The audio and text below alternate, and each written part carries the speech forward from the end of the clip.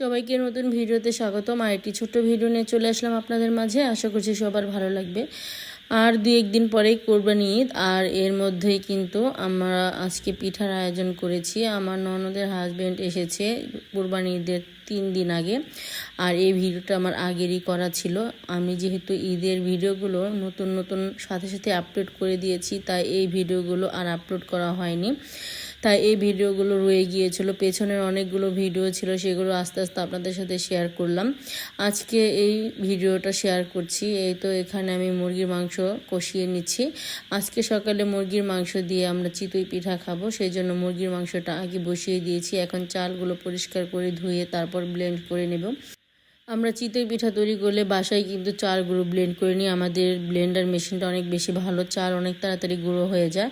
আর এখানে মুরগির মাংসটা সুন্দর করে কষিয়ে নিয়েছি। এখন ঝোলের পানি দিয়ে দিলাম। একটু ঝোলটা বেশি রাখবো যেহেতু পিঠা দিয়ে খাবো, আর চিতই পিঠা দিয়ে কিন্তু ঝোল দিয়ে খেতে বেশি মজার হয়, সেজন্য ঝোলটা একটু বেশি পরিমাণ দিয়ে দিলাম। এখানে ঝোল দিয়ে ঢাকনা দিয়ে ঢেকে রাখবো, তরকারিটা হয়ে যাবে। আর পাশাপাশি পিঠা সব কিছু রেডি করে নেওয়া হচ্ছে। একটু পরে পিঠাও তৈরি করা হবে। আস্তে আস্তে সব কিছুই আপনাদের সাথে শেয়ার করব। আমার এই ছোট ছোট ভিডিওগুলো যদি আপনাদের কাছে ভালো লাগে, অবশ্যই আমার পাশে থাকবেন। আমার ইউটিউব চ্যানেলটা সাবস্ক্রাইব করে দেবেন, আর সাবস্ক্রাইব করা হলে পাশে থাকা ছোট্ট বেল আইকনটি প্রেস করে দেবেন। তাহলে আমি নতুন নতুন ভিডিও ছাড়ার সাথে সাথে আপনাদের কাছে নোটিফিকেশন চলে যাবে, আপনারা আমার ভিডিওটি দেখে নিতে পারবেন।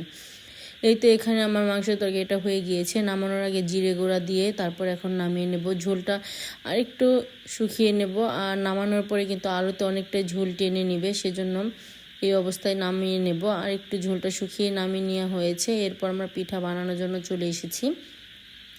আমার শাশুড়ি মা পিঠার ডোটা সুন্দর করে রেডি করে নিয়েছে। এখন পিঠাগুলো তৈরি করার জন্য দিয়ে দিচ্ছে। আজকে একটা করে পিঠা তৈরি করব।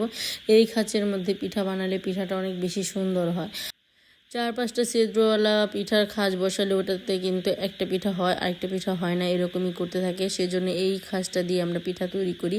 মাশাআল্লাহ, পিঠাগুলো অনেক বেশি সুন্দর হয়। দেখতে পাচ্ছেন একেবারে টুপকে ফুলে উঠেছে। এখন এমনভাবে সবগুলো পিঠা তৈরি করে নেব।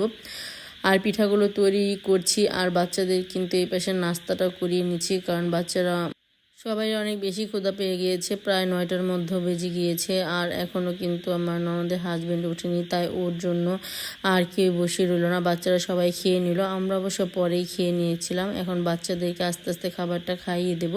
এই তো এখানে অনেকগুলো পিঠা তৈরি হয়ে গিয়েছে, তাই বাচ্চাদেরকে সব নাস্তা দিয়ে দিচ্ছি, ওদেরকে খাইয়ে দিচ্ছি। আর ঈদের আগে কিন্তু আমরা সবাই বাসার অনেক অসুস্থ ছিলাম।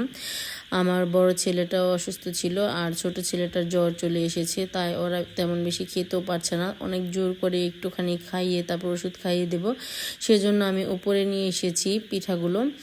এখন ওদেরকে একটু খাইয়ে দেব, খাইয়ে তারপর ওষুধ খাইয়ে তারপর আবার চলে যাব নিচে গিয়ে তারপর আমার আমাদের হাজব্যান্ডের জন্য নাস্তা বা সব কিছু রেডি করে তারপর আবার উপরে নিয়ে চলে আসব।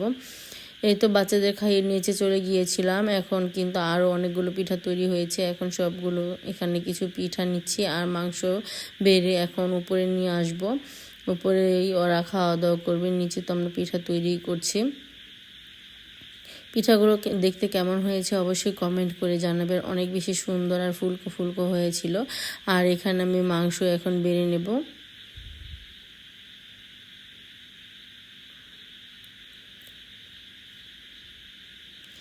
এই তো সব কিছু বেড়ে নিয়েছি, এখন দোতলায় নিয়ে যাব উপরে খাবারটা। সবাই সুস্থ থাকবেন, ভালো থাকবেন, আর আগামী ব্লগ দেখার আমন্ত্রণ জানিয়ে আজকের মতো এখানে বিদায় নিচ্ছি। আল্লাহ হাফেজ, আসসালামু আলাইকুম।